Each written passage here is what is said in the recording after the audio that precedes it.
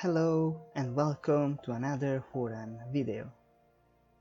After almost 3 weeks of focus on Final Fantasy XIV, I've been able to finally get through all the main quest scenario up to the last patch, plus all the non-job related quest lines such as alliance raids and the like.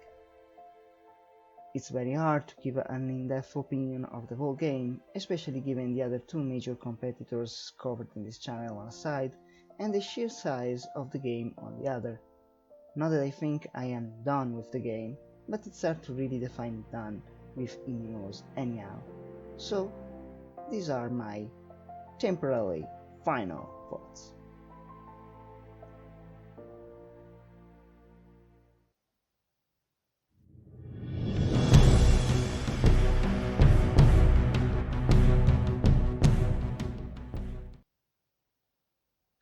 It's very hard to talk about the game, especially in comparison to WoW and ESO, without introducing first something I introduced in our last video, meaning the fact that characters in 14 have no specific class, but they can be of any class or job, granted the proper unlocking and leveling, which in change has a domino effect on the game's overall structure, basically removing alting as a need to play differently or different roles at all.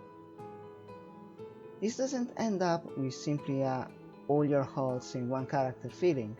The game adds, for the most part, story quests and for basically all instances, a syncing system that downlevels you and your eventual companions to keep the challenge proper for the content you're facing, giving away with the system only at endgame. Having endgame rewards such as tokens and currencies for joining those activities helps also keeping your lower levels instances alive, which is necessary since those instances are mandatory to end the main quest scenario, and here we get to the crux and the light of Final Fantasy XIV, the story.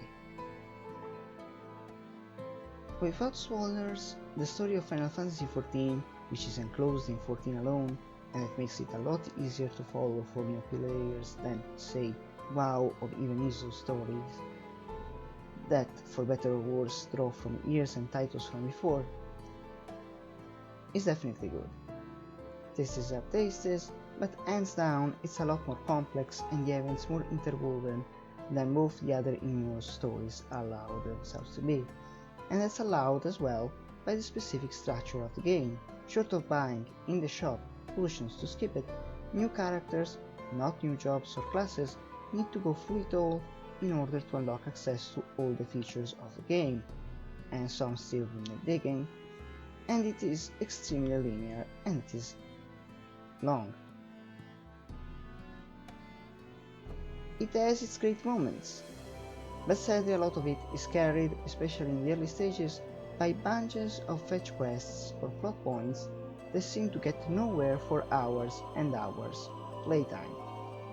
To honor truth, a lot of the fat is going to be cut in the next patch, due for August 11th, but it still remains daunting for new players, despite the fact that it needs to be done through only once, short of making alts for the sake of alting. This need to be done only once allows the plot to breathe and be interesting without falling to the traps of both WoW and ESO, in which either the sandbox nature of the game or the rush to endgame make it so that the plot is either isolated to the single areas or outright independent from the unlocking of features and instances.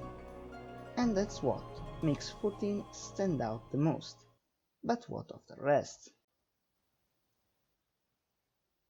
The questing avoids, for the most part, the roadblocks by making mobs or quest items pop just for the players on the quests at any given time. It's an odd solution to the problem of competition for quest objectives that, while functional, makes the world feel less alive and consequential and more of a series of plot points. The overworld in general is made alive by daily quests related to some reputations, sounds familiar, and fates, meaning temporary events that grant, for the most part, experience. The dungeons, many mandatory for the story, but aplenty there on their own, are simply amazing art-wise. No spoilers, but Shadowbringers in particular has some pretty dumb or provoking dungeons throughout. The so-called 8-man raids or trials that exist in various degrees of difficulty vary wildly, since for the most part they are a room with a boss, but they make up for it with challenging and interesting mechanics, although the lack of dungeon journals betrays one of the issues that plagues also the 24-man Alliance raids, meaning lack of readability, that is, even hiding every player mode effect. The actual raids, in fact, while certainly have their moments, have two major issues. Excluding the oldest one, their connection to the story is tenuous at best, and more often than not the fights, while overall easy, I don't think I've ever wiped in any of the most recent raids, and it is with bugs, have often mechanics that are objectively hard to understand, even observing them.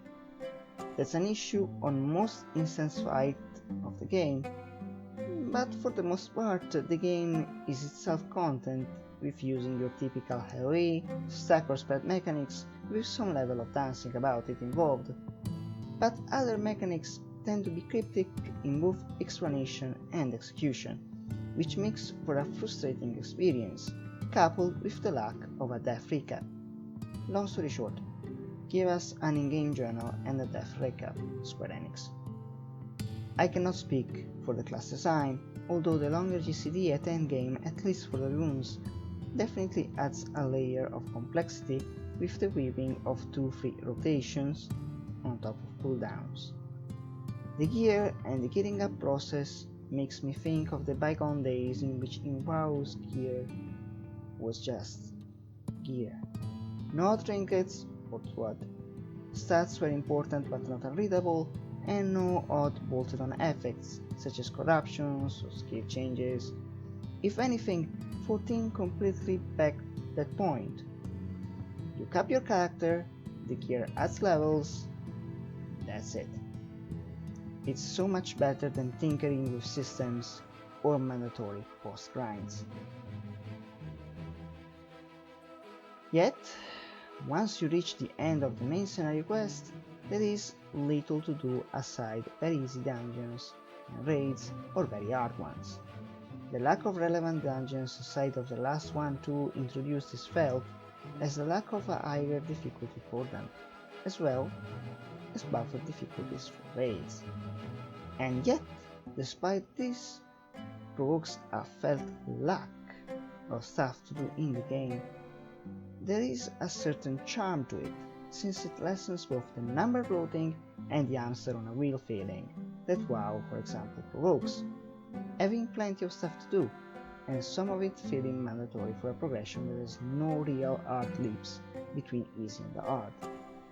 At the same time, WoW, much more than 14, is a game that I can pick up and fool around with some friends without committing to a schedule, thanks mostly to more relevant dungeon content.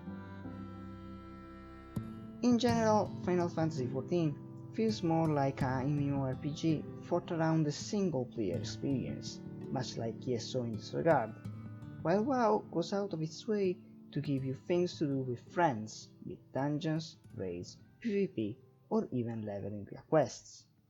A lot depends on how you prefer playing and on your connections.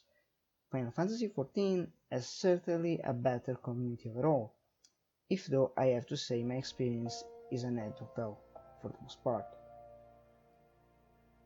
And I think I rambled enough for one video. If you found it interesting, let me know in the comments or my Twitter, like and subscribe. If you have questions about the game, hit me up. Come next week, we return to the usual weekly schedule. Thanks for watching and see you there.